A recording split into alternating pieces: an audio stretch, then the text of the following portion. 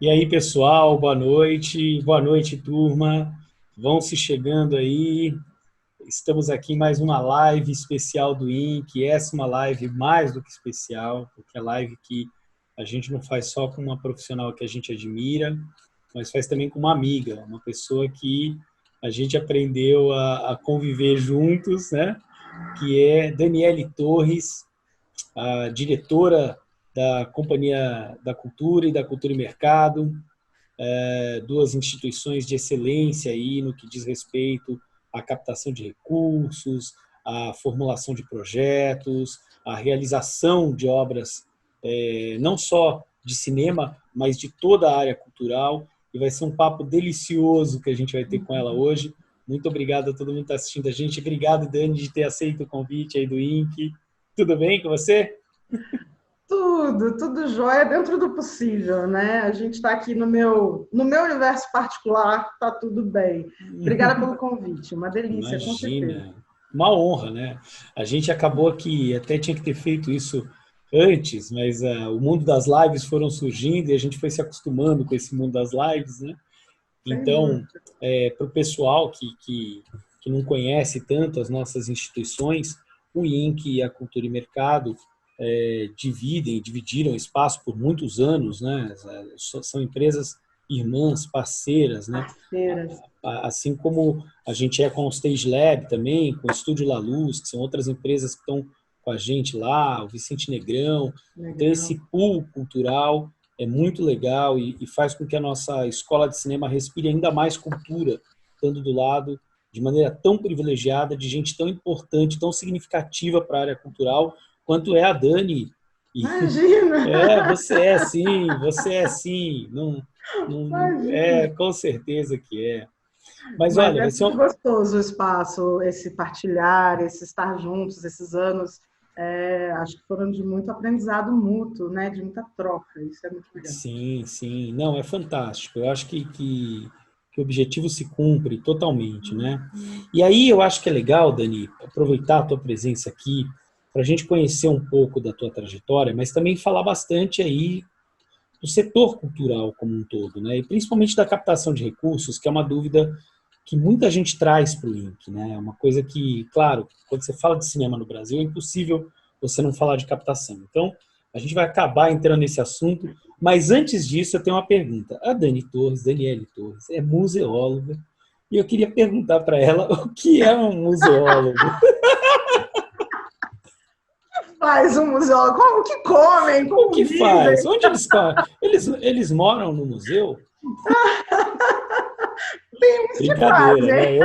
Eu sei o que é um museólogo, mas é muito legal essa formação. Queria que você falasse um pouco da formação para as pessoas conhecerem um pouco mais da museologia. Legal, muito legal. Eu vou te dar a resposta que meu cunhado, irmão, brinca comigo. Ele diz que eu sou faxineira de antiguidades. Absurdo, né? Mas só Absurdo. para a gente rir um pouco. Na verdade, o museólogo tem muito essa imagem ligada à questão da conservação, né? Da Uhum, preservação dos objetos, mas acho que ser museólogo é muito mais do que isso, do que trabalhar e cuidar de museus, de exposições. É uhum, pensar essa relação dos museus com as comunidades, qual é a presença. Aliás, eu acho que até hoje é uma pergunta que a gente se faz muito. Eu me formei há 23 anos, vai fazer esse ano, no ô final do louco. ano. E aí a gente entrega, né, que a gente é bom de conservação, né? Então, mas eu acho que a gente se faz muito essa pergunta, é uma dinâmica constante, né?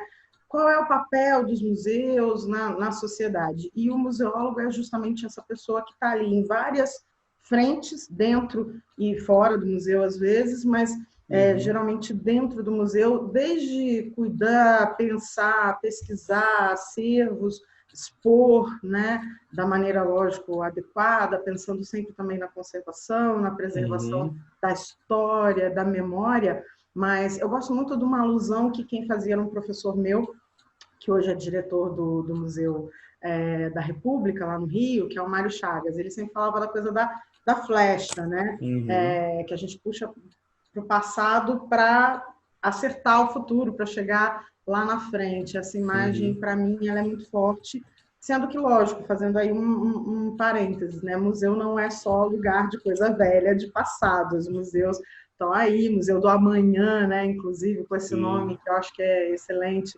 Os museus se propõem a pensar o futuro, não só olhando para o passado, mas também olhando para o presente e trabalhando questões contemporâneas. Temos aí vários museus de arte contemporânea e tal. Então, a função do museólogo ela é muito ampla mesmo. É um curso muito dinâmico, que foi muito gostoso de fazer. Que foi muito... E está muito ligado a essa ideia de preservação. Sim, muito. De um passado, mas também de um presente, né? Sim, Eu muito. acho que é muito isso. A gente, né, você pensar até os museus de arte contemporânea, né, espalhados pelo mundo. Um lugar que eu visitei algumas vezes e que me agrada muito essa relação da sociedade com o museu é Cuba. Ai, Cuba tem quase que um museu em cada esquina, né? E eles têm museu de tudo, museu do caderno, museu da alfabetização, museu da, né? Então assim, são muitas instituições e você pode ficar meses visitando só em cada Havana uma, ali. né? Exatamente, né? E cada museu que você visita é um universo, né? Quando você vai para museus históricos na Europa, em Berlim, por exemplo, os museus do lado ocidental, eles conversam sobre o nazismo de um jeito. Os museus do lado oriental, da Berlim Oriental, que foram construídos pelos russos, é uma outra análise do nazismo. E aí é muito interessante você fazer muito isso, bom isso, né? porque é exatamente isso, né? Que história que a gente quer preservar? Aliás, a gente tem vivido isso agora com todos esses protestos. Essa questão museológica volta com muita força, que é essa história dos que monumentos a gente quer guardar, que monumento, que histórias contam esses monumentos, né? Então a gente vê aí a derrubada de monumentos, que são entendidos hoje, pessoas que há alguns anos, né, algumas décadas ou séculos atrás, eram entendidas como heróis, e que hoje esse heroísmo é absolutamente questionado, né? São pessoas até tidas como genocidas, exterminadores de comunidades tradicionais, etc. E tal. Então, essa reflexão, né? Esses vários lados, a história tem sempre vários lados, né? Você sabe disso como sociólogo, professor, historiador, tudo que você é também. Então, eu acho que os museus têm que fazer essa provocação, e eu acho que essa é a dinâmica, esse é o desafio de trabalhar com museus, né? Trazer essas várias histórias, esses vários olhares, provocar reflexões, e não um consumo, uma absorção já pronta, né? Uma história dada, e sim uma história que precisa ser refletida com os repertórios de cada um. Então, é muito bacana, eu acho. O museu é vivo, sempre, o museu é muito orgânico. vivo. O museu é muito vivo, não tem nada de coisa velha, não tem nada de... Tem também, né? Mas faz parte. E como é que o setor viu o incêndio lá no Rio de Janeiro, que realmente talvez tenha sido a maior catástrofe da história museológica brasileira, imagino? Como que A foi maior aquilo para você? catástrofe Foi a da maior história catástrofe. museológica, talvez uma das maiores do mundo, né? Ainda dói muito, acho que você falar isso com qualquer pessoa do setor, da área, é uma tristeza muito grande.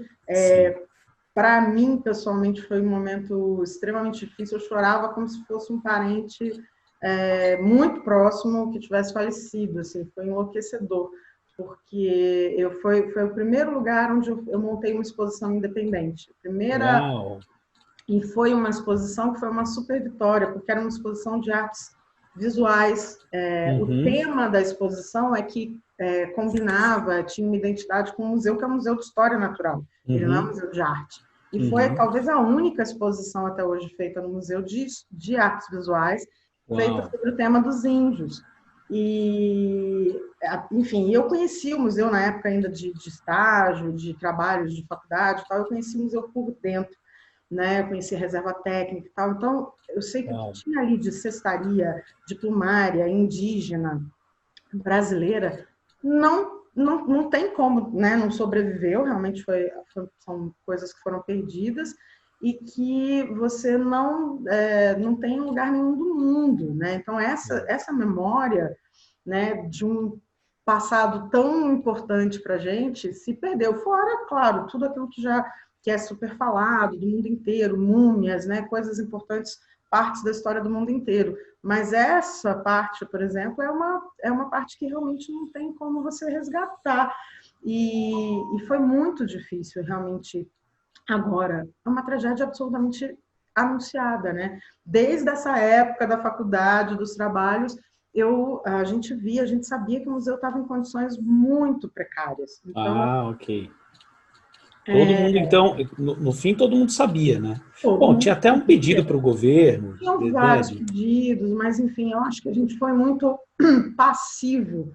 nessa, sabe, essa coisa de, não, vai sair um projeto, ano que vem, um novo governo, não sei o quê. E fica sempre esperando um pouco, a gente mesmo que é da área, deveria ter feito algo, deveria ter feito testes, deveria ter feito, enfim, algo mais forte, mais expressivo, para tentar impedir isso, né? Os Porque repasses seriam federais, né? Seriam do governo federal. federais, ela é ligada à Universidade Federal, né? Uhum. Mas, enfim, eu acho que todo mundo tinha que ser envolvido nessa responsabilidade. Prefeitura, governo estadual, enfim, Sim, dinheiro internacional, já que você tinha um acervo ali mundial. Então, sim, acho que sim. podia ter sido combinado, podia ter sido pensado melhor isso. Mas, enfim, dessas coisas que vão passando, e ajeita daqui, um paliativo dali, outro daqui, Uhum. e Sim. acabou que aconteceu mesmo uma grande tragédia, né? A gente, no fundo, fica sempre assim, o museu está caindo aos pedaços, mas tá lá, tá lá, tá lá. E um dia ele não tá mais.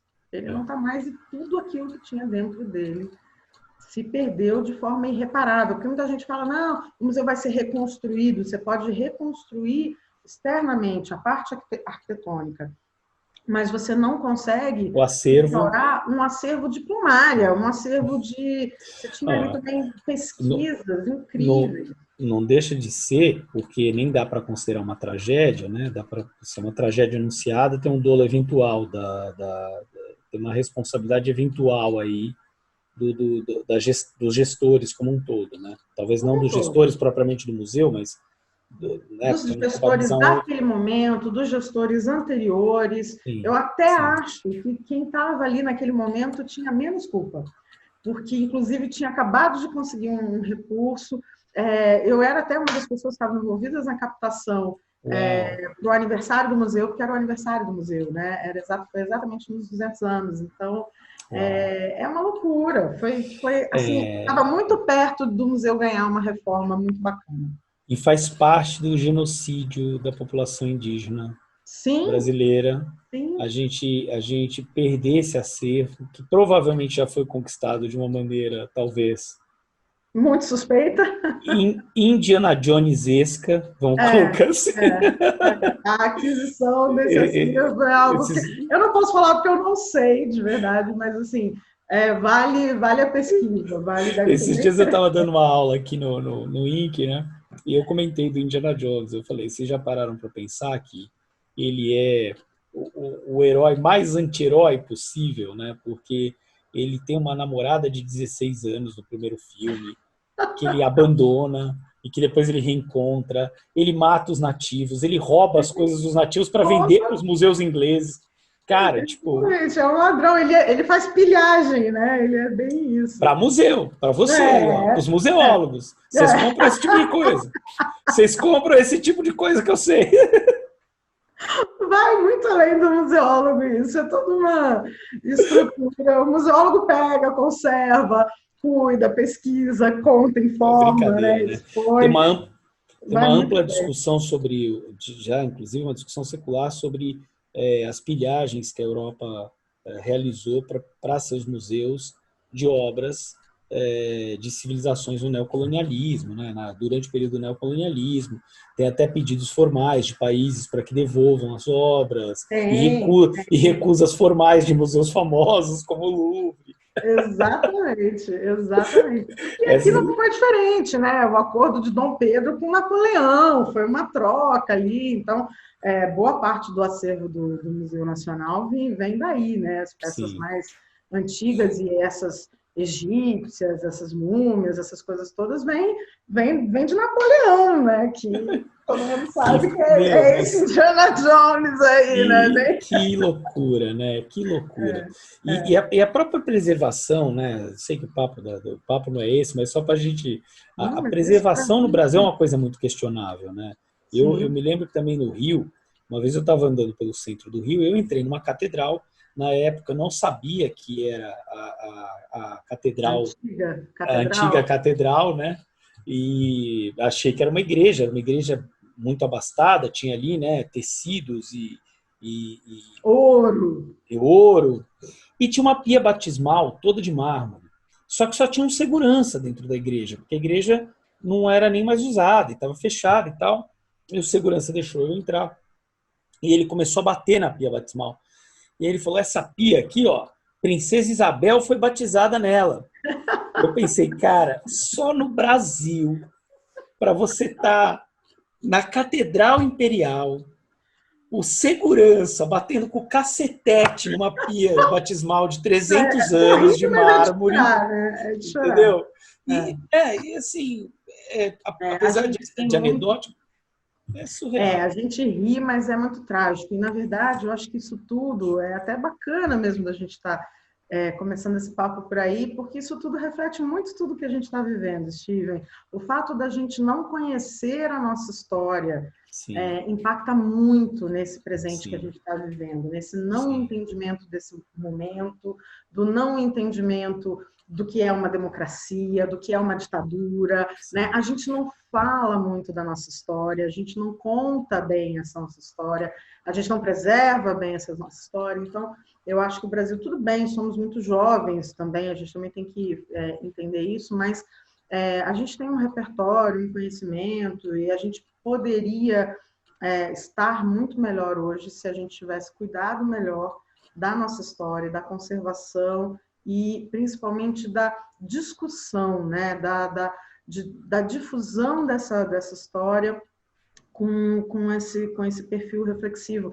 E eu acho que os museus, justamente por essa dinâmica, né, que eles têm, não só os museus, mas todos esses espaços museáveis, né? As igrejas preservadas, tudo isso conta muita história, e a gente poderia ter um entendimento desse nosso papel. A gente fala tanto, né, nesse momento, do racismo, da questão indígena, que, nossa, né, a gente quase nem fala até, e eu acho que todas essas relações, se a gente tivesse isso melhor trabalhado no sentido da memória, elas provocariam reflexões e entendimentos, e que talvez a gente hoje não tivesse perpetuando, repetindo coisas que estão lá em 1500 ainda, né? Sim. Então, eu acho até, Dani, que você tocou num assunto que é muito importante, que é misturar essa história da preservação, e até a brincadeira que eu fiz, né, desse apartheid do museólogo aí, da gente não conhecer a museologia, né?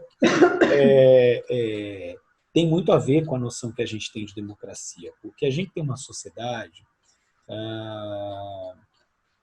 que claramente ela é a sociedade brasileira é uma sociedade com capital político muito despolitizado, né? O capital político do brasileiro é um capital político despolitizado.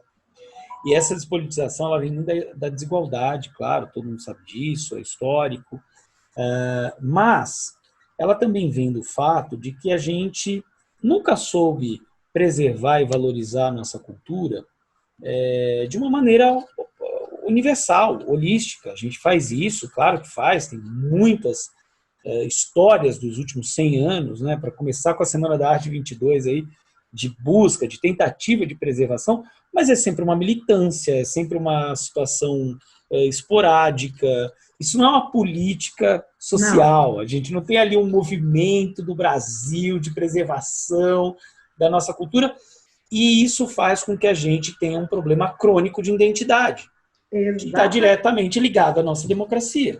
Exatamente. Exatamente. E isso tudo contribui para toda essa desigualdade, para esse não reconhecimento, para essa falta de empatia, né? Para tudo muito, muito ligado. E isso tudo reflete um outro problema que a gente está vivenciando muito claramente agora na área cultural, que é trazendo, né, muito para o hoje, mas absolutamente ligado ao que a gente está falando, que é a questão da falta de uma política cultural, né? Então, a política de preservação, ela está aí dentro da política cultural, que a gente não tem, que é nula, Sim, né? A gente não sim. tem quando a gente fala em Ministério da Cultura, né, ou Secretaria da Cultura, essas discussões que são absolutamente inócuas, que fazem pouquíssima diferença, mas quando a gente fala nisso, hoje as pessoas pensam em Lei Rouanet.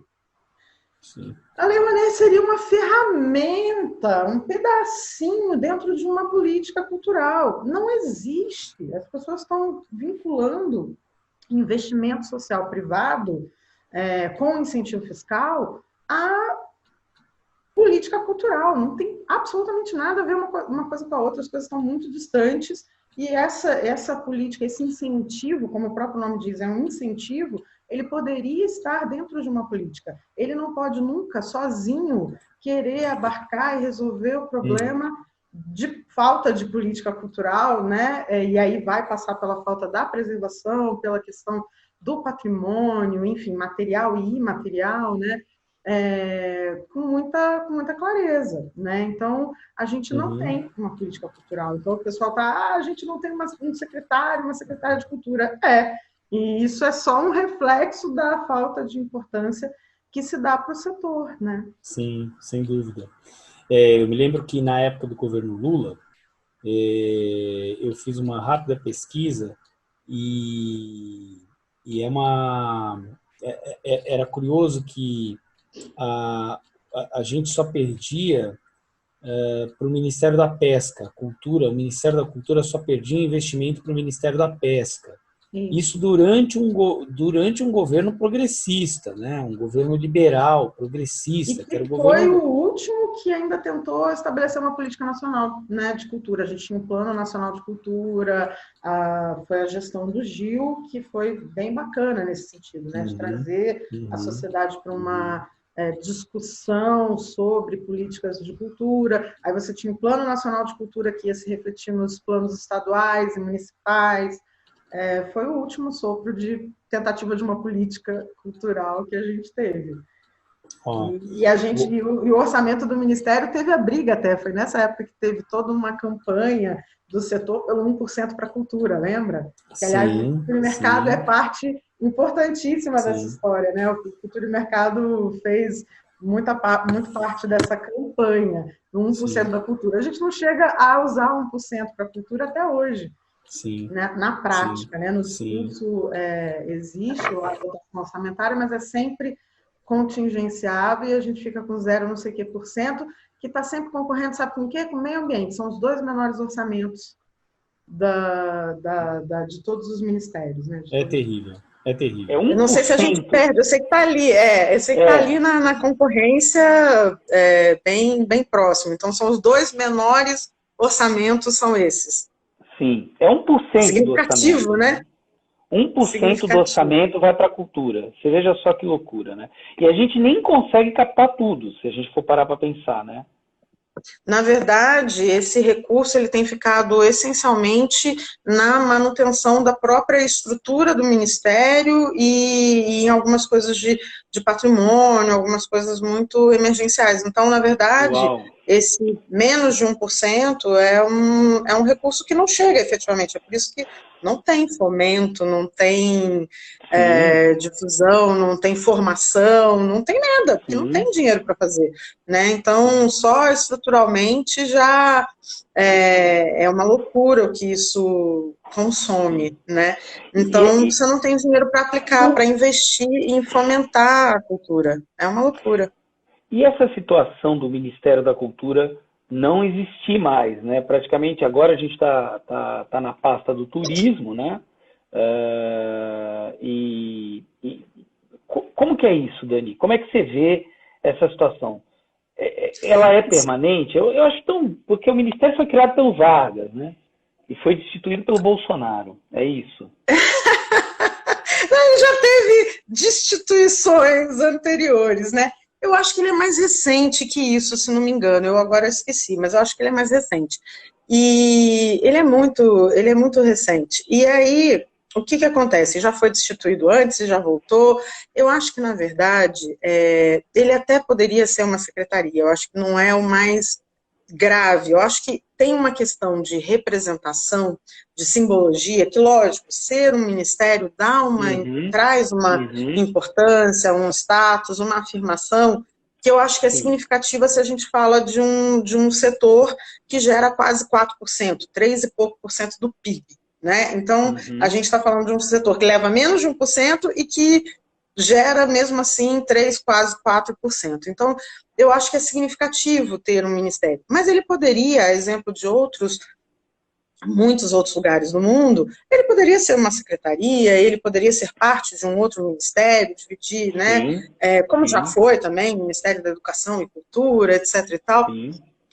Eu acho que a nomenclatura ou o status é o de menos. A questão seria realmente a importância e que se dá a isso, o orçamento dele para que ele realmente consiga desenvolver políticas culturais, né? Políticas para a cultura, fomento, difusão. A gente não consegue, né, conhecer a nossa própria cultura. A gente sai daqui para o Amazonas, a gente vai para o Pará, e vai para o sul, né? Então é outra história, tem tanta coisa, a gente é tão diverso e essa diversidade não está conseguindo conversar com ela mesma, né? Trocar.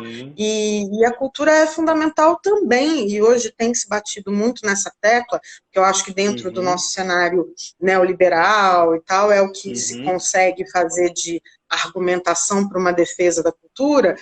Então tem se deixado de lado um pouco essas questões que a gente falou aqui no início, né, de identidade, de memória, etc. e tal, e tem se falado muito na questão econômica. E se a gente fizer esse recorte, também é extremamente relevante que a gente tenha um investimento em cultura, porque o retorno é gigantesco.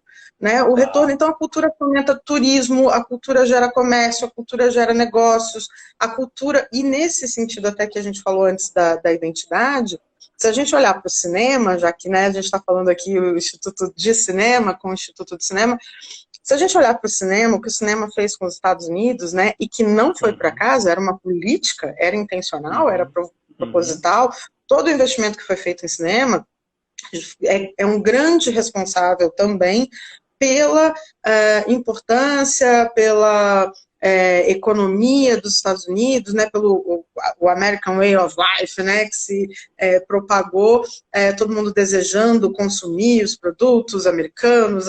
Então, isso é parte de uma estratégia. E a coisa mesmo do patriotismo, da identidade, etc. e tal, que se fala tanto. Você veja, isso com o cinema. A gente tem uma indústria cultural poderosíssima, né? Não só com cinema, mas, enfim, a gente vai... Então, não dar importância à cultura, não investir em cultura, é um tiro no pé muito grande, porque o retorno que isso poderia trazer para a gente economicamente é incrível. E o retorno de respeito, de identidade, de tudo que a gente também já conversou aqui. Então, é muito amplo esse campo da cultura, né? Eu nem gosto tanto de falar só desse aspecto econômico, mas eu entendo que ele tem sido extremamente importante hoje como uma defesa, uma argumentação de defesa nesse cenário. Uma coisa que eu digo sempre é o seguinte: eu acho que esse argumento econômico, ele é válido, mas ele é uma visão muito liberal de cultura. Sim. E liberal do ponto de vista econômico, né? Agora, a cultura ela tem que ser vista de um ponto de vista liberal político, porque a cultura é o que fomenta a identidade do povo e fomenta imediatamente fomenta a fraternidade, que é um dos 3 pilares do Estado liberal.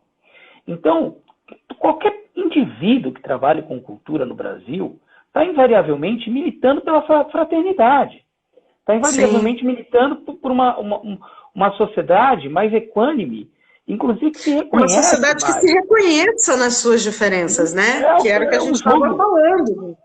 Ela se reconhecer nas suas diferenças, ela respeitar o negro, ela respeitar o índio, ela entender o sotaque do sul, entender o sotaque do norte, o jeito de ser do nordestino, e isso tudo fazer parte de um grande amálgama que somos todos nós, né? Que é esse país. Então, ufa, é complexo. E esse argumento, para mim, é ainda mais forte, o argumento de gerar fraternidade através da cultura, porque o argumento do econômico, existem outros setores produtivos que são mais lucrativos que a cultura, né? Claro. E ainda que o setor da cultura desse prejuízo, que não dá, mas ainda que ele desse, ainda assim seria necessário investir nele.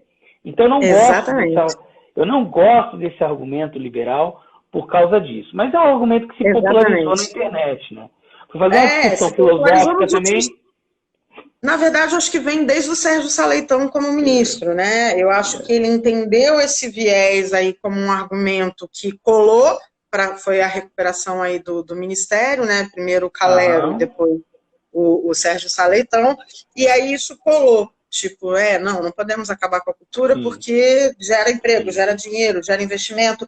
E ele tem um mérito muito legal que foi de começar a fazer pesquisas nesse sentido, porque a gente também não tinha dados, né? A gente também não tinha muita informação. Então, isso eu acho que foi um mérito interessante dele. Mas tem essa estratégia, tem essa questão de ser um pouco tiro no pé, porque tira o valor intrínseco da cultura, né? Porque você começa a falar da cultura só sobre esse viés. Por isso até que eu comentei que eu não gosto muito desse argumento de olhar só por esse lado, mas eu entendo que nesse momento, nesse cenário que a gente está vivendo, ele é um argumento que funciona. Ele é um argumento que as pessoas respeitam, ouvem. O interlocutor talvez não entendesse o sentido filosófico, político de existir um investimento em cultura. Né? Essa é a questão. Não, a gente está num momento justamente em que as pessoas estão investindo na falta da fraternidade, né, Steven? Bem o inverso disso. As pessoas estão investindo na cisão do país. Então, você dizer que a cultura ela traz identidade e a gente está trabalhando pela fraternidade, vixe, para com isso aí, que não é o que o pessoal quer. E esse é o preço de um Brasil pré-iluminista, que, na verdade, muita gente está identificando, o Brasil agora é pré-iluminista, é contra a ciência, né, terra plana, essas coisas todas que a gente ouve por aí, né? Mas eu acho, aliás, eu não acho, tenho certeza, esse pré-iluminismo sempre esteve presente na história do Brasil, né? E a gente sempre conviveu com um desdém pelas ciências, ainda mais aquelas que explicam a sociedade, né? Sempre foram desdenhadas, salvo-conduto nos governos mais progressistas liberais do FHC do Lula e uma parte do governo Dilma, que aí você tinha uma forçação de barra, porque aí você tinha políticas públicas que soavam imposições, porque eram construídas com base em argumentos científicos.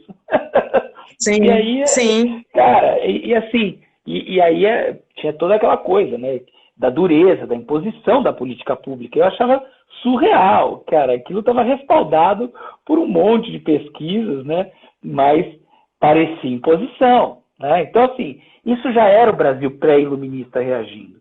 E a única coisa que a gente está vendo agora é que esse pré-iluminismo está cada vez mais forte na internet, porque, obviamente, que com as fake news, o WhatsApp, essas coisas todas, isso se capilarizou, né? Mas isso sempre teve. Quem atire a primeira pedra, quem numa mesa de jantar de família, quem numa mesa aí da vida social que a gente tem que viver, já não viu esse pré-iluminismo desde pequeno na boca das pessoas, né? Sobre tudo, até sobre temperatura, sobre qualquer assunto. Então, assim, complexo. É complicadíssimo. Mas vamos falar de uma coisa boa, vamos falar de captação. Peraí, caiu o sinal da internet. Vamos falar de coisa boa, vamos falar de TechPix? Não, quer dizer... Traz dor de cabeça. Olha, tava tão bom o papo, tava tão legal, tava tão... Porque Ela é tão diferente de tudo que eu tenho visto, ou tudo que eu tenho sido chamada para fazer, eu não quero falar de captação. Então tá bom, vamos lá. Vamos deixar os últimos 10 minutos para captação. Não, pode falar de captação, porque eu sei que é uma demanda. Eu sei que é uma demanda. Galera, o povo quer saber, Dani Torres, o povo quer saber aonde é que está o dinheiro, né? Como é que faz para captar? Você que é astróloga, museóloga e captadora. Tô aqui, ó, já a bola de cristal, imagina ela aqui, né? Você sabe, Dani, que eu brinco assim, né? Tem dois profissionais que adivinham o futuro, que são os economistas e os astrólogos, mas só um dos dois acerta. Boa. É bem isso. Tá feia a coisa, né? Mas vamos tentar falar um pouquinho. Vamos tentar falar um pouquinho sobre o cenário. Eu acho que antes de falar de captação, de coisas mais técnicas, vamos falar desse cenário cultural atual. Você que é uma pessoa que está mergulhada nisso, é o último fio de cabelo. O que você está sentindo desse cenário cultural? E o que você vê? Eu acho que não dá para falar de próximos 5 anos, mas o que você vê aí pelos próximos meses, né? Eu acho que a gente tem, na verdade,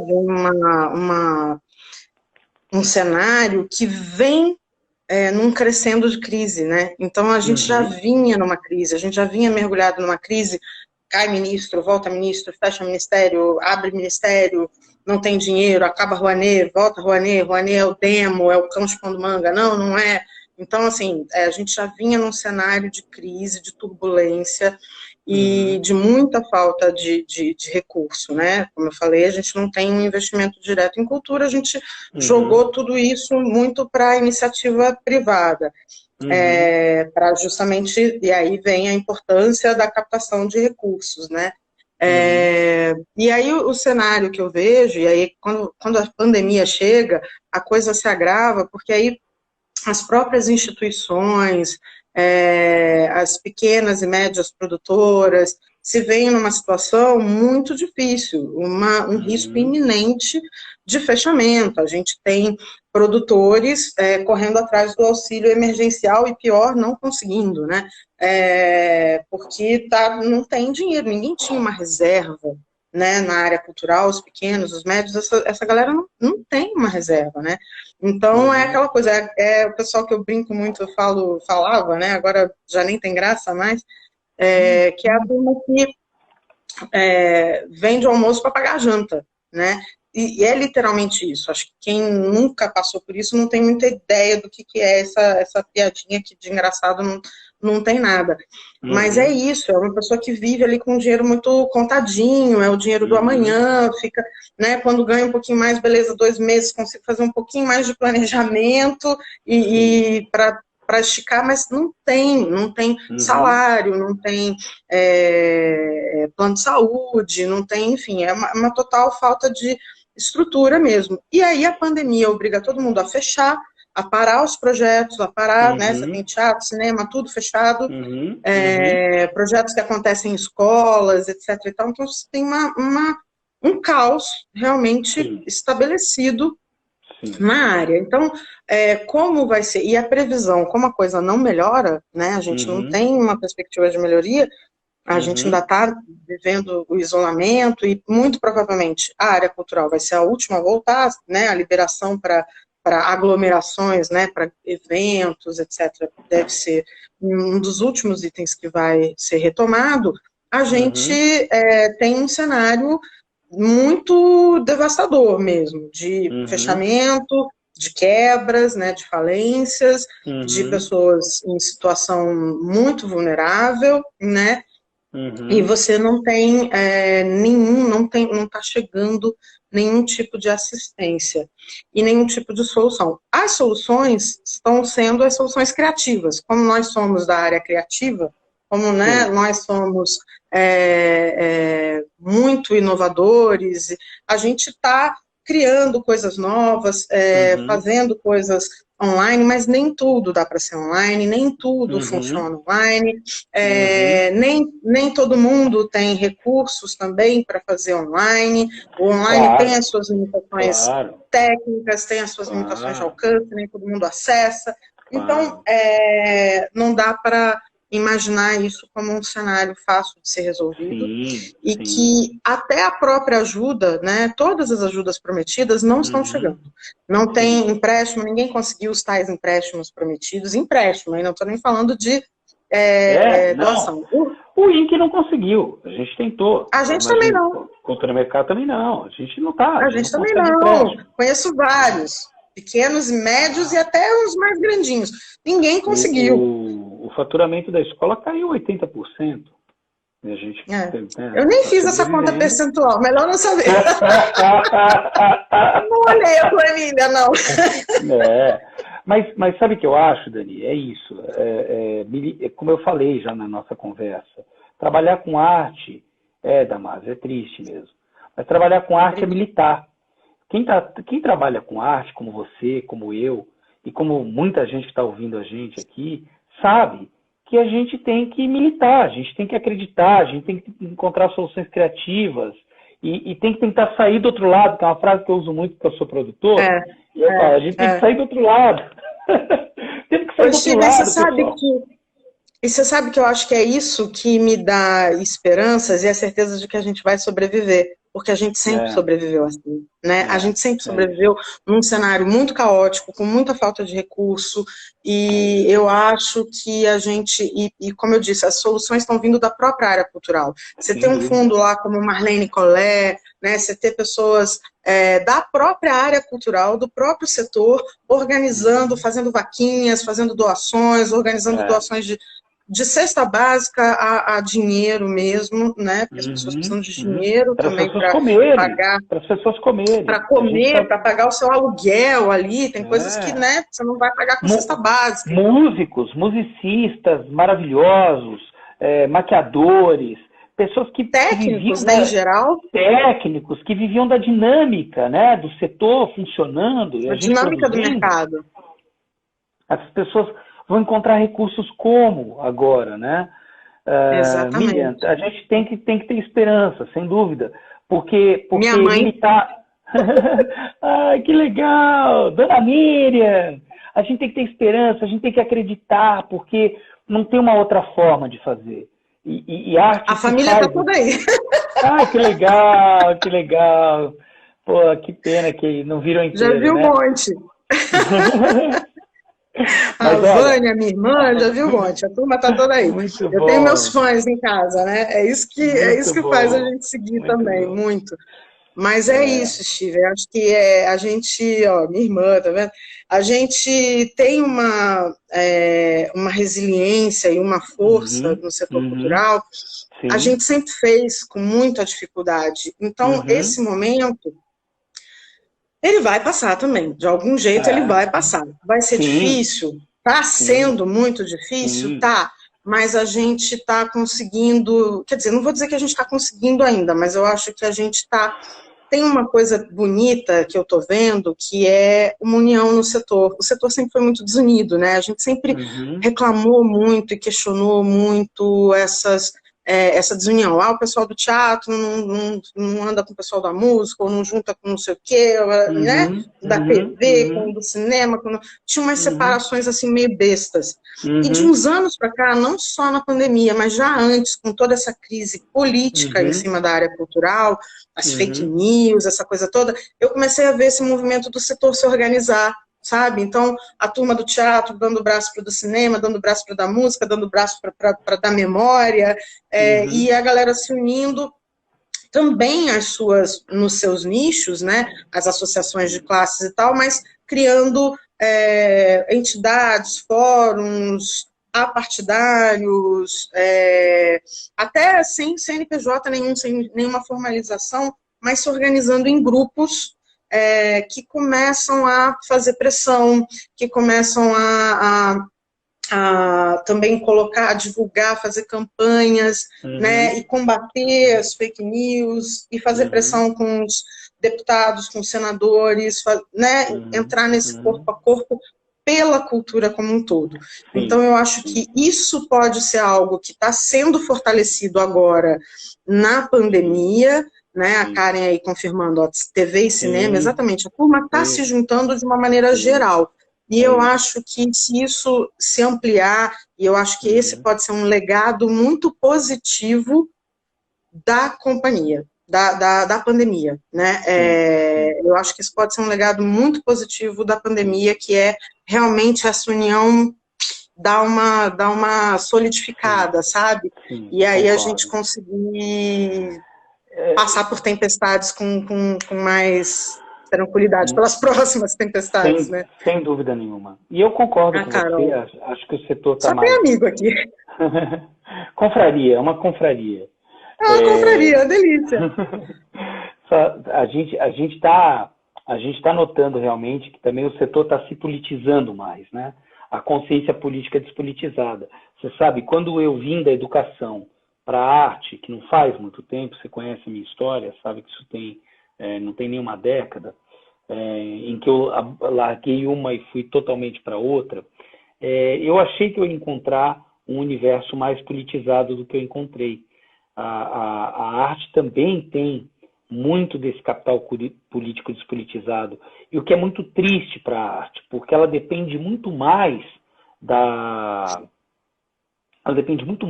políticas públicas e muito mais da política, portanto, do que a própria educação, que também depende, claro, mas tem educação privada, tem outras formas, né, de sobrevivência, educação corporativa, você tem uma infinidade de discussões naquele setor, né?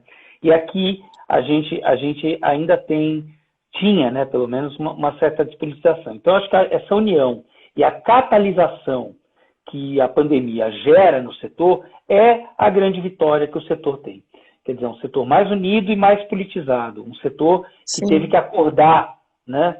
Alguns tiveram que acordar para a vida, literalmente. Sim.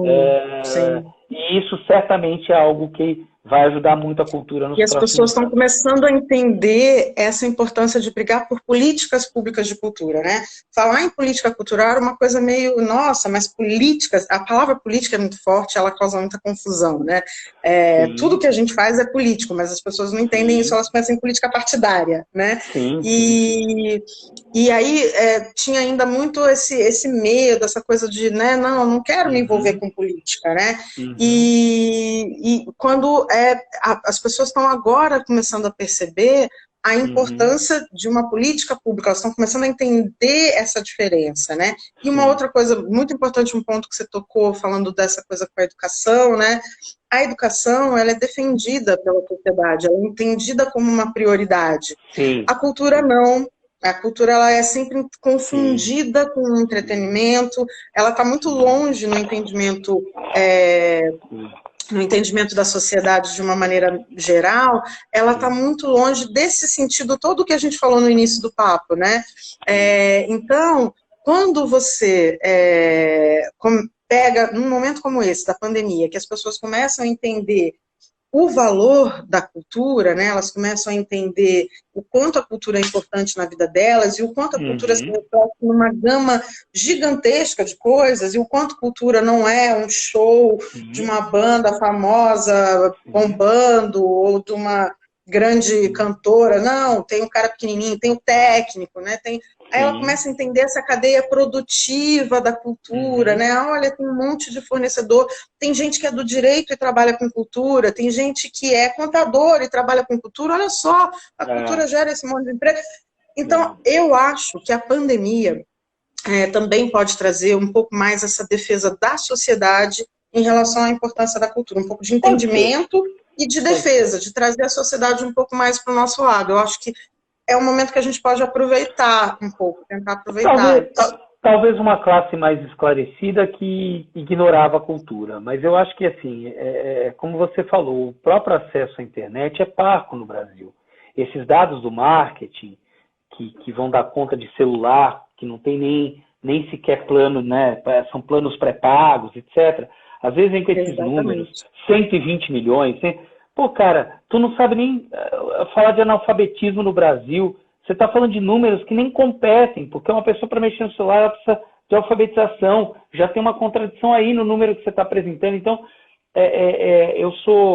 você sabe que eu sou polêmico nesse sentido, eu sou um pouco avesso a essa coisa, essa defesa do acesso digital. Eu acho que a gente ainda está muito distante de uma Longe, democratização, né, de acesso digital, muito longe disso. Sim. E Sim. toda essa discussão pandêmica está acontecendo no mundo digital. Então, ela per si já é restrita. Isso é verdade. Ela já está restrita a esse próprio universo, entende? Que é quem frequenta aqui, quem está aqui conversando. Então, minha visão é um pouco mais dramática nesse sentido, mas eu acho que o setor unido, pós-pandemia, esse sim pode fazer diferença, principalmente numa sociedade, num momento da história do Brasil um pouco mais estável politicamente, né? Porque a gente vive um momento de muita instabilidade política, institucional. É até difícil dizer, vamos lá para Brasília, a gente briga por alguma coisa, às vezes até ganha, mas depois a coisa não acontece, né? Então, existe uma... Quantas vezes isso aconteceu aqui na pandemia, né? De sair um fundo, de sair... E não aconteceu nada. Os fundos, os empréstimos, tudo isso que a gente estava falando, né? E nada, na prática, até o PL foi aprovado já, e aí, cadê isso chegar na mão das pessoas, né? E esse é o sinal da crise institucional, que é o rito não ser respeitado. A sociedade é feita de ritos e a democracia é feita de ritos. Os ritos democráticos não estão sendo respeitados. Isso não é uma ditadura, mas é uma democracia adoecida. Fragilizada. E como o coronavírus, sem muita previsão de uma vacina. De melhora, de uma vacina, infelizmente. É isso, Porque talvez até você consiga lidar com os sintomas, né? Você tira um, coloca outro, né? Põe no respirador. Mas você não está curando, né? A doença ainda está. O cinema reagiu, criou o drive-in, tira do respirador, bota o respirador agora no teatro. Aí reabre o teatro com meia lotação. Aí o teatro saiu do respirador. Vamos lá, bota o respirador no circo. Já está todo mundo em coma, né, no circo. É meio isso. Deixa eu só te fazer uma pergunta. Você vai dar aula agora às 7 ou não? Não, foi ontem. Minha aula com vocês foi ontem. Então tá bom. Só para saber, porque aí tô tranquila. Se vocês quiserem ficar conversando, Não, dá pra gente seguir a live um pouquinho mais do que a 7, porque senão ela acabaria daqui 2 minutos. Mas a gente tem mais uns 20 minutinhos de live, né? Eita! Ganhou daqui a pouco vem Elisa aqui. Daqui a pouco vem Elisa me atacar aqui. Ganhou um chorinho aí. Ganhamos um chorinho. As pessoas também não aguentam, né? Eu fico pensando, às vezes 1 hora de live também é muita coisa.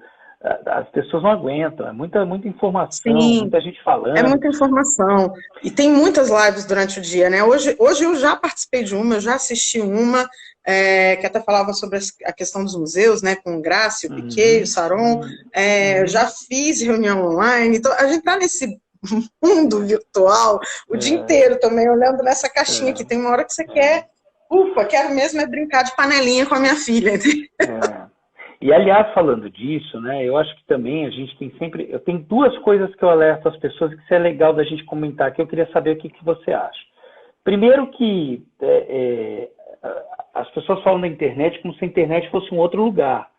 E a internet, ela é a vida social. Ela não é um mundo digital. Ela existe na realidade. Você comete um crime na internet... Você paga, teoricamente, como se você cometesse o crime na vida, porque a internet é a vida, né? Então, acho que a gente tem muito essa coisa de colocar a internet num outro lugar. Mas, ao mesmo tempo, tudo que acontece pela internet está intermediada pelo aparelho. E a gente sabe que a cultura, boa parte, talvez a maior parte dela, tem muito essa experiência do ao vivo, né? De você estar em contato direto, né? Você acha que isso afeta a maneira como as pessoas consomem cultura, como vão consumir cultura daqui para frente? O que você acha disso? Eu acho que muita coisa veio para ficar, mas não sei se chegar a afetar, assim, para mudar. Eu não sei, eu sou muito ruim de previsões, assim, eu não sou muito analítica, né? Eu não sou uma pessoa analítica, assim, então eu sou muito ruim, mas eu sou muito intuitiva, e cravo muito nas minhas intuições, sabe? Tô até, né, nada como a maturidade, quase 45, tô aí aprendendo a cada vez mais ouvir as minhas intuições, sabe? E a minha intuição me diz que muita coisa chegou para ficar, né? Que essa alternativa dos debates, das lives, essas conversas todas publicamente e tal, eu acho que isso vai ficar. Talvez está num boom nesse momento, vai dar uma reduzida, vai dar uma estabilizada, acho que isso é natural, mas veio para ficar, assim como novas propostas. Você tem o teatro vindo também para esse mundo online, aí você tem uma galera muito crítica dizendo, não, isso não é teatro. Então, essa nova discussão é teatro, não é teatro, né? Como é que... eu acho que tem um monte de coisa muito interessante e que vai afetar a volta do drive-in, né? Então, você tem um monte de coisas interessantes que eu acredito que ficarão. Mas não sei se chega a afetar num sentido de... alterar. Eu acho que a gente vai ter tudo que a gente tinha e mais algumas coisas, entendeu? Que chegam para ficar, mas que isso vai se compor, eu acho que isso vai se equilibrar de alguma maneira com tudo que já existe, né? Então, não sei, intuitivamente esse é meu... A vida se adapta, Dani. O ser humano, a cultura é a representação da vida, né? A cultura é o que nos diferencia dos outros animais, e ela é uma grande referência de adaptação que a gente tem para a humanidade, né? A cultura é a forma que a gente tem de se adaptar ao mundo. Então, eu não tenho a menor dúvida que essa adaptação vai acontecer. Agora, vamos falar um pouquinho dessa coisa que a gente sabe que é mais pragmática, menos filosófica, que é a captação de recursos, né? Que a gente está fugimos não por uma hora. Você pode falar que você fez uma live que durante uma hora você não falou de captação. Não falei de captação. Não, vamos falar sim, porque eu acho importante. Eu adoro falar de captação, você sabe disso. Sim. Eu adoro falar de captação. Acho que esse é um momento muito importante para a gente falar de captação. As pessoas precisam dar atenção à captação. E eu acho que mais do que nunca as instituições, as produtoras, né, ou mesmo os artistas estão entendendo o quanto é preciso estruturar e organizar uma captação de recursos. Exatamente. Então, vamos falar do que você quiser, o que eu puder ajudar. Bom, nossa, né, a gente até tem uma história com isso forte, né? Mas eu acho que eu vou partir aqui para perguntas, mais como se nós fôssemos leigos, né? Vamos falar um pouquinho disso, tá? Pessoal tão gentil, né? Pessoal, vocês são muito doces aí na internet, viu? Só tem amigo, eu tô falando. Tem a Vânia, minha tia, irmã, tem a Vânia Veloso da Vale, tem uma turma aqui muito querida, tem uma galera. E ficou aí se falando também entre eles, é ótimo. Isso é muito legal, É muito gostoso receber. Tem uma turma muito querida aí. Eu já vi um monte aqui. Jorge Guilherme, que é cantor de Volta Redonda, tá aí. Muito legal. Que joia. Vamos falar um pouquinho então dessa coisa da captação, mas vamos falar primeiro o seguinte, né? Você acha que o que está acontecendo hoje na esfera federal se repete para estadual e para municipal, ou são três coisas completamente diferentes? Em São Paulo, a gente tem 3 cenários bem diferentes. Adorei. Que bom, adorei o comentário. Que bom. E é bom a gente conhecer pessoas novas, né? Isso também tem sido muito legal. Aqui em São Paulo, a gente tem um cenário muito positivo do ponto de vista municipal, né? Falando de incentivos, né? De incentivos fiscais. A gente tem um cenário que parece que está começando a melhorar no âmbito estadual. Sim. E o cenário federal é uma incógnita, né?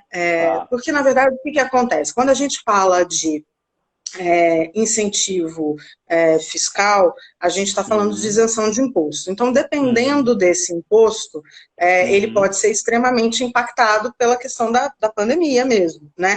Então, o imposto federal que permite a isenção é o imposto de renda. Então, obviamente, esse imposto de renda e as empresas são tributadas, as empresas que podem investir em projetos culturais são somente as empresas tributadas pelo lucro real. Então, obviamente, o lucro das empresas vai ser muito afetado pela pandemia e a gente vai ter um cenário que é uma grande incógnita e que muito provavelmente ele só vai se definir aos 45 do segundo tempo, quer dizer, no finalzinho do ano, que é quando elas têm que realmente decidir se vão aportar ou não. Então, a gente vai ter esse suspense aí, né, de saber se o impacto vai haver uma redução no federal, que é a famosa Lei Rouanet.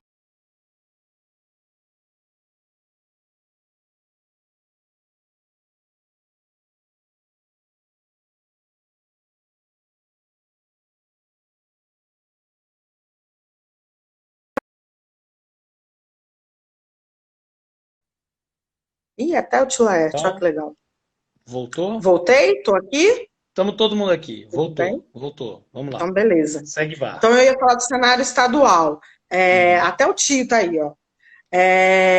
Eu ia falar do cenário estadual, que é um cenário que foi muito atrasado. Geralmente, no início de abril, a gente tem aberta a captação do ICMS em São Paulo, e ele abriu agora, semana passada, para a captação do ICMS. Então, foram meses de tensão, e mesmo assim, abriu só o incentivo fiscal. A gente geralmente tem também investimento direto do governo do estado via editais, o PROAC Editais, que não abriu ainda, que não foi lançado ainda. Então, o cenário aqui em São Paulo, no estado, ainda é meio tenso, mas com a liberação agora bem recente do ICMS, tende a melhorar.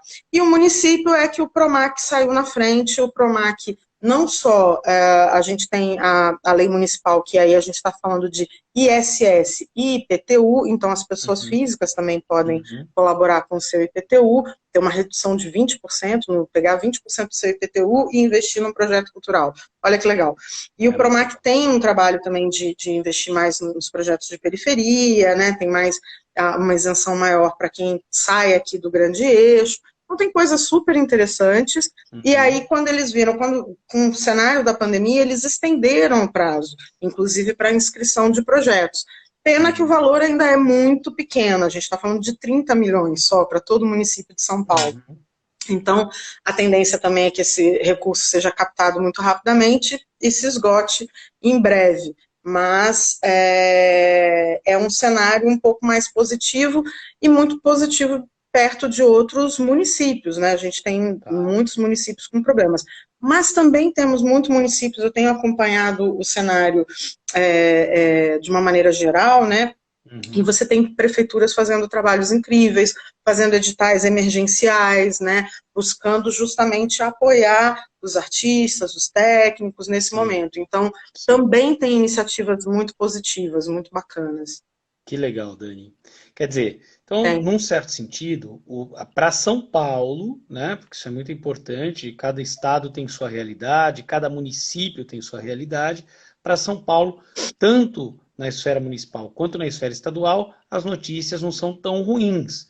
Existe uma certa normalidade, uma certa regularidade no setor, né? Agora, o dinheiro mais massivo para a cultura, ele sempre veio da Lei Rouanet, e no caso do cinema, da lei do audiovisual, do fundo setorial do audiovisual, que é um fundo específico, né? Então, assim, no caso do cinema... Exatamente. O cinema depende muito, né, do dinheiro federal, a cultura como um todo, né? E aí, na esfera federal, a gente vive, na verdade, um pandemônio em plena pandemia. É isso? Trocadilhos infames. Eu acho... Aí é redução, eu acho, né? Todo ano o Brasil está sempre em crise, e tem as crises políticas também, todo mundo fala, não, a Rouanet vai diminuir, o audiovisual vai reduzir, e chega no final do ano, está sempre no mesmo patamar, ou até um pouquinho mais, né? Então a gente vê que essa realidade não se reflete diretamente no valor do investimento global anual. Acho que vai impactar sim, eu acho que não tem jeito, a pandemia realmente vai impactar numa redução valor, de recursos mesmo para o investimento. E agora, o que eu acho que é importante a gente fazer um parêntese, de incentivo fiscal. né, de recurso de captação com grandes empresas, porque seja, mesmo no estadual, ICMS, lógico, ele é muito mais democrático, porque aí é qualquer empresa que paga ICMS, então você não está falando só de grandes empresas, você está falando da farmácia, da padaria, enfim, da lavanderia, né, da esquina ali, do restaurante, um monte de gente pode até ser investidor e nem sabe, às vezes. Mas a gente está falando quando a gente fala de incentivo fiscal, a gente fala de um recurso que ele não é para todos. E ele é um recurso que ele é quando a gente fala de patrocínio, a gente está falando de moeda de troca, né? Ninguém investe só pela causa, infelizmente, principalmente quando a gente está falando de pessoas jurídicas, de empresas, né? A empresa investe porque ela quer algo em troca. Então, entender essa lógica do mercado é muito difícil para os artistas, e não é uma realidade para todos. Então, as leis de incentivo, elas não são acessíveis para todos. Elas nunca vão ter um perfil que vá atender, por exemplo, o amador, o cara que está fazendo o seu primeiro projeto. Qual é a empresa que quer investir num cara que nunca fez um projeto? Qual é o tamanho desse risco para a empresa? O cara fala, não, seu projeto é lindo, maravilhoso. Vai lá, realiza ele, depois na segunda edição você vem aqui, você volta e me fala, porque aí eu já me sinto mais seguro. Porque ele não vai colocar o dinheiro da empresa, ele não vai arriscar o pescoço dele, aquela comissão ali de análise, não vai arriscar o pescoço porque ela vai ter uma cobrança em cima. E aí, esse projeto deu resultado? Esse projeto, como é que foi? Ele foi realizado? Ele aconteceu a contento? Que resultados ele gerou? Né? Existe toda uma cobrança. Então, isso sem falar nos projetos de temas polêmicos, né? Tudo, a empresa quer uma coisa ali neutra, ela quer, lógico, tem raras exceções, tem empresas que já têm realmente um compromisso com a cultura, mas isso é raro, isso é exceção. A grande maioria trabalha com uma lógica de marketing. Então, às vezes, você até tem também artistas ou produtores que têm um projeto bacana, que poderia ser vendável, mas às vezes ele não sabe colocar isso no projeto de uma maneira bacana, de uma maneira efetiva, ele não sabe vender. Ele não sabe trabalhar a captação de recursos, né?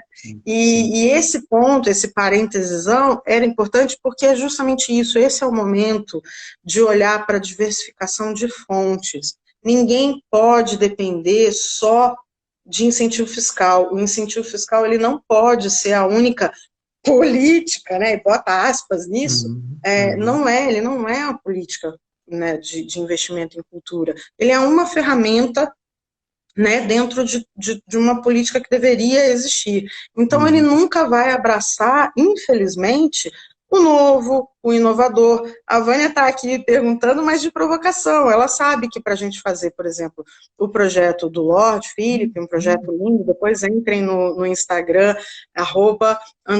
@Lord Philip com PH, e vejam o trabalho minucioso do Felipe Caldas, que é incrível, que ele faz miniaturas com massinha e peça de Lego. Uns negócios desse tamanho assim. Incrível, reproduções do século passado, com detalhismo fantástico. Mas ela sabe que para fazer o projeto do Lorde, a gente teve que botar uma equipe para vender ele via incentivo fiscal, para vender ele para um patrocinador.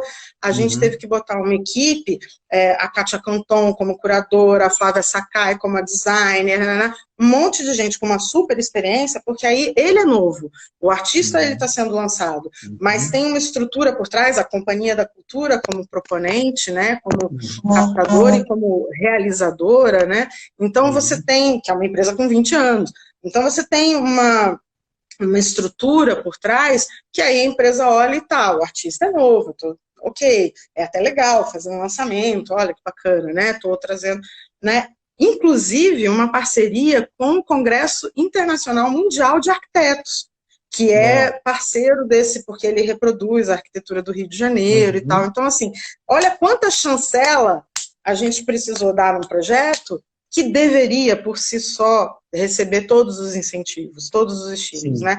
Mas a gente... Então, é isso que a gente fala, que é trabalhar a captação de recursos, é saber vender, é saber envelopar isso para que ele se torne vendável para uma empresa. Porque aí ele tem moeda de troca. Aí ele vai gerar visibilidade para a empresa, ele vai acontecer no MAN, no Rio de Janeiro, ele tem né? Então o cara vai fazer relacionamento com seus públicos de interesse, vai levar ingressos e tal. Olha o nosso amigo Pedro aí, Joyce também. Enfim, então é muito difícil para o artista entender essa lógica da captação e entender essa questão da diversificação. Precisa buscar edital, precisa buscar dinheiro fora, precisa buscar dinheiro do governo, a gente tem que continuar tentando, a gente tem que continuar gerando demanda, senão também eles nunca vão investir. A gente precisa cobrar, e tem as esferas. Quando a gente fala de governo, todo mundo pensa muito no federal. A gente tem que falar ali com a prefeitura, a gente tem que falar com o governo do estado, a gente tem que cutucar os nossos parlamentares, tem verba parlamentar para isso também. Então, é essa diversificação de fontes, né? Gerar renda com o nosso próprio projeto, pensar em business, pensar em fazer dinheiro, vaquinha, pessoa física, é diversificar para conseguir gerar uma sustentabilidade. Então, esse momento da pandemia é um momento, é uma oportunidade para que as pessoas entendam isso e invistam em planejar bem a sua captação, em estruturar uma captação que busque essa diversificação, para justamente, deu crise, puxa, todos os meus projetos eram com incentivo fiscal via lei federal. Você está lascado, você está bem frito, porque lucro as empresas não vão ter, vai diminuir esse investimento. Se você só tem essa fonte de recurso, você agora, para começar todo o processo, é muito complexo, né? Então, é difícil mesmo, é uma batalha e tanto, mas vale a pena. O que eu acho mais difícil, Dani, é que o artista, per si, ele tem um amigo meu que não fala que é dionisíaco, ele fala que é exudisíaco.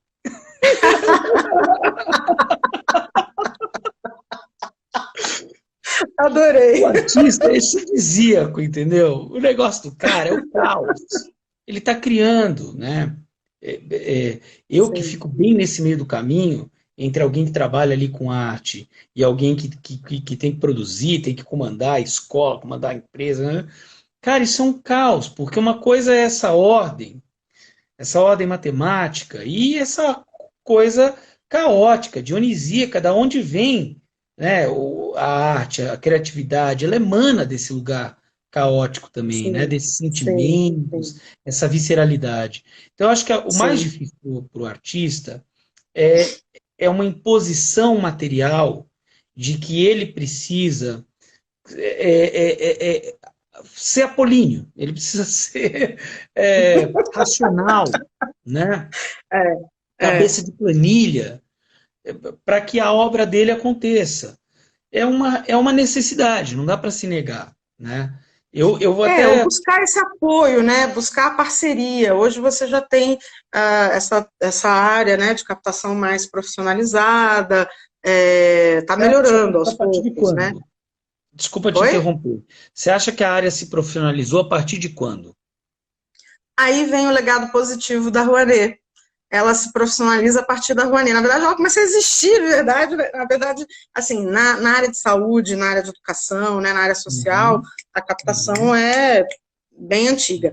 Para a cultura, ela surge com a lei. E aí, quando os artistas começam a ter que lidar com a empresa, né, opa, cadê o captador? Cadê essa pessoa que faz esse meio de campo? E aí a coisa começa a se profissionalizar. Eu acho que um dos legados positivos foi essa necessidade de você lidar com planilha, necessidade de lidar com prestação de contas para o Ministério, né, enfim, e lidar com resultados para a empresa, né, porque o resultado da arte ele é completamente subjetivo, né, então quando você começa a ter que falar de resultados práticos, peraí, do que a gente está falando? E aí a gente descobre que tem um montão de resultados, né, práticos, econômicos, enfim, e tem um monte de coisa que você pode extrair aí de um projeto cultural. Então a área começa a se profissionalizar, mas com muito amadorismo, com muita picaretagem também no meio, é um bololô, né? Tanto que até hoje a própria associação de captadores, ela ainda não conseguiu regulamentar a profissão e nem estabelecer um código de ética. Tem uma proposta ali, mas como não está regulamentado, não existe ainda, né?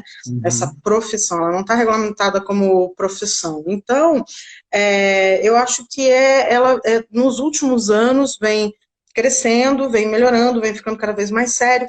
A área de compliance também das empresas, com a questão toda da corrupção, vem fazendo mais ainda essa limpeza, né? Tirando o joio do trigo. E lógico, corrupção, coisa errada, enfim, tem em toda a área, tem em todo lugar, mas deu uma melhorada muito grande, eu acho, nos últimos anos. Não sei se nos 10, nos 5, mas, enfim, nos últimos anos eu acho que deu uma profissionalizada. E aí eu acho que é isso, o artista também buscar o apoio, porque não dá para ser tudo. Não é legal ser o artista e ser o captador. São poucos que conseguem fazer isso. Também não estou dizendo que é impossível. Tem artista que tem uma pegada comercial super interessante e que é super bacana. Mas, em geral, não. É essa figura que você muito bem definiu aí. Então, o cara nem quer ver uma planilha. Então, ele precisa procurar um produtor, um captador, alguém que ajude ele a organizar essa criatividade pujante e colocar isso de uma forma que transforme isso em renda para ele, que transforme isso em credibilidade também para ele, né? Porque tem entregas que você precisa fazer, né? Sim, sem dúvida. Dani, a gente está chegando no final mesmo por conta do limite do Insta, mas antes da gente terminar, eu queria que você falasse um pouco da cultura e mercado e a gente falasse um pouco aí das perspectivas, né? Aí do que vocês estão fazendo nessa escola tão bacana que você administra tão bem. A cultura e mercado é uma história afetiva de longa data, né? Cultura e mercado é muito anterior a mim, não foi fundada por mim, ao contrário da Companhia da Cultura, né? A Companhia da Cultura era a Companhia da Foto, um estúdio laboratório fotográfico do meu primeiro marido, que era fotógrafo. E aí, quando eu entro na sociedade, a gente transforma em Companhia da Cultura, isso em 2004, né, a empresa existe desde 93, se não me engano. Em 2004 eu entro e transformo em Companhia da Cultura. Então a Companhia da Cultura, ela é muito minha, né? Ela, lógico, tem parceiros importantíssimos nessa história da Companhia da Cultura, que fizeram a Companhia da Cultura junto comigo, mas ela está muito ligada na minha história. O Cultura e Mercado também está, mas não como uma né? O Cultura e Mercado, o Cultura e Mercado começou como um site, e é onde eu até comentei aqui, né, da briga por 1% da cultura, a pauta era estabelecer políticas públicas de cultura, ser um lugar de informação, de congregar pessoas, o debate acontecia muito amplamente ali no site. Que era o único, né? Então, era o lugar onde eu me informava, onde eu aprendi muito também, participei de muitos debates e tal. Eu também. Pois é. Todos nós. Pois é. Então, eu cheguei no Cultura e Mercado vai fazer 4 anos agora, em agosto. Então, a minha chegada no Cultura e Mercado já pega um Cultura e Mercado em crise e já com uma escola, que agora está fazendo 10 anos esse ano, né?